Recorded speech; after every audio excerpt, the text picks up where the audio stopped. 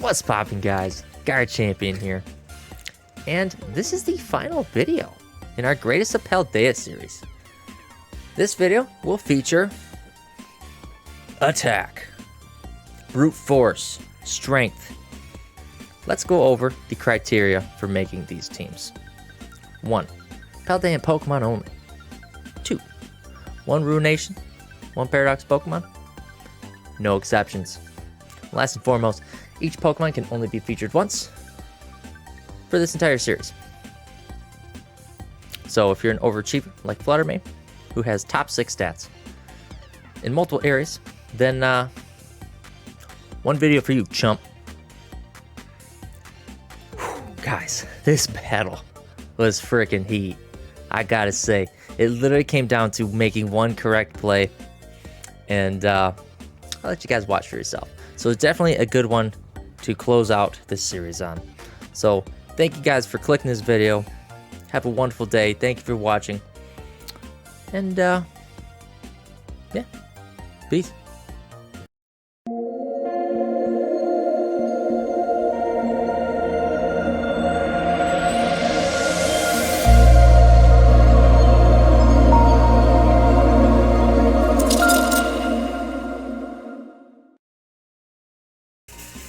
Wait, hold up. Don't start the video yet. Like always, I forget to tell you guys the average stat. So, this team's average attack stat was a whopping 137. That's incredibly strong. Enjoy the video, guys.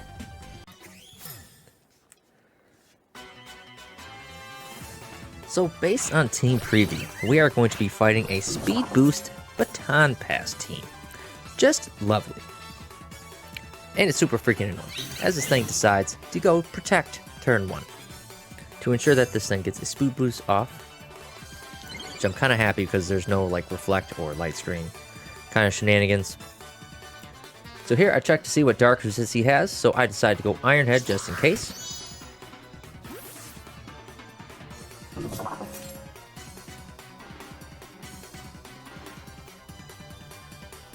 But I guess it didn't matter, because both moves are resisted by the stupid dancing Donald Duck over there. So now I decided to Thunder Wave, just to try to slow this down a little bit, because he's just a little too hyper over there, you know? Hoping our superior bulk in the Chople Berry. I was planning on tanking a close combat, but yeah, let's not talk about that. So now this thing gets a Moxie boost, which is kind of scary.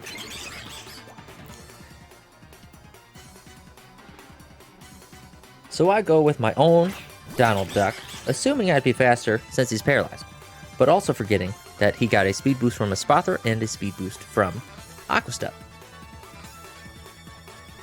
So now we die to a Brave Bird. Lovely. His bird was better than mine.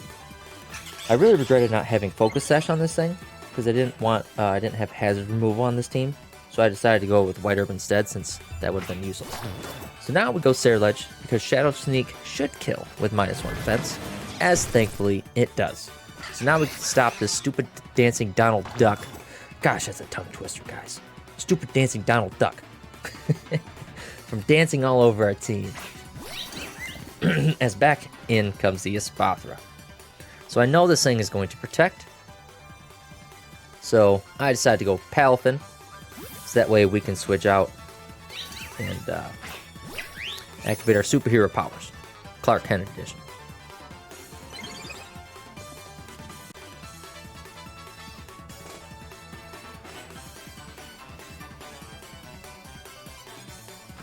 Since his protect failed when we switched in, he's now able to get another protect off, further increasing his speed and my annoyance level.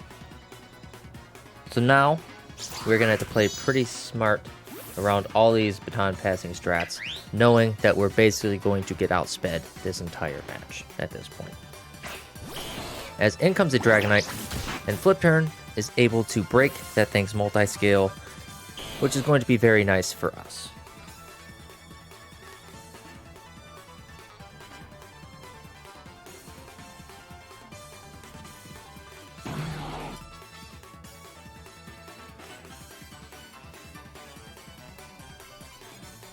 So here, we decide to go into Baxcalibur. And the plan is to bait out a dragon move as we Tera Fairy and then kill this thing with a Glaive Rush in return. So now, apparently it's Valentine's Day. We're putting hearts on our head, trying to spread love around the battlefield. As we do bait out the dragon type attack, which you are now immune to, and in return, kill this thing with a Glaive Rush. In terms of pseudo legendaries, out with the old and in with the new. Baxcalibur, the new number 1. So knowing our defenses have been lowered with Glaive Rush, I contemplate switching out, but I ended up staying in and sacking him in the process, as he reveals to be Zoro, not the Masquerade. So our Tera wasn't wasted. I would say it was pretty useful there. Get rid of that +2 speed Dragonite. It was going to be annoying. So with priority Jet Punch, if this thing stays in, I can kill it. If not, I can take some serious chip on whatever comes in. As he stays in, and Jet Punch is able to kill that thing. And now, no more illusion shenanigans.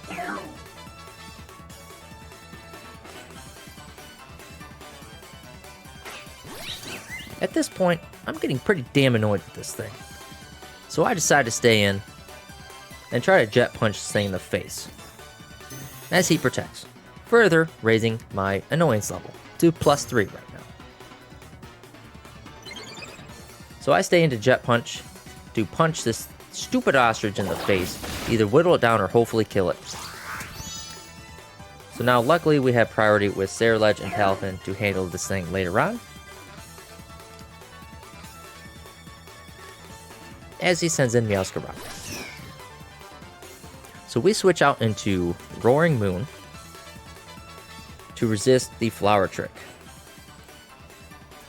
So here is where I kind of regret my EV spread, because Booster Energy does not boost speed, it boosts attack. If it would have boosted our speed, we could have out-sped this thing and killed it. So we tank the resisted Flower Trick. But now our only hope is to skillfully dodge a Play Rough, and we don't. Even got a crit there too. Just pouring salt in our wounds, man. Crit was a little unnecessary. So Ceruledge comes out, and so here we are banking on our HP investment. Expecting a knockoff, but he doesn't, luckily. So we kill him with Bitter Blade and get a nice amount of health back in return. So that was pretty good. Pretty good for us.